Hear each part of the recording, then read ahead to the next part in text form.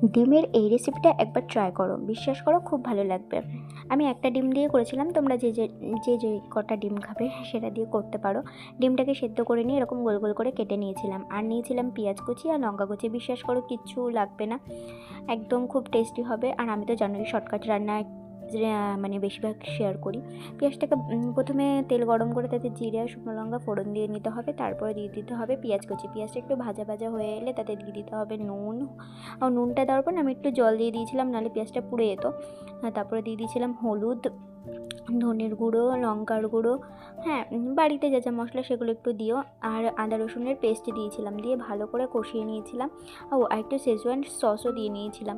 তারপর ওটাকে ভালো করে কষিয়ে গোল গোল করে কেটে রাখা ডিমগুলো তাতে দিয়ে দিতে হবে। এটা একদম ঝোলঝোল হবে না, একটু মাখা মাখা হবে। তারপরে ওপর থেকে ধনেপাতা ছড়িয়ে দিতে হবে।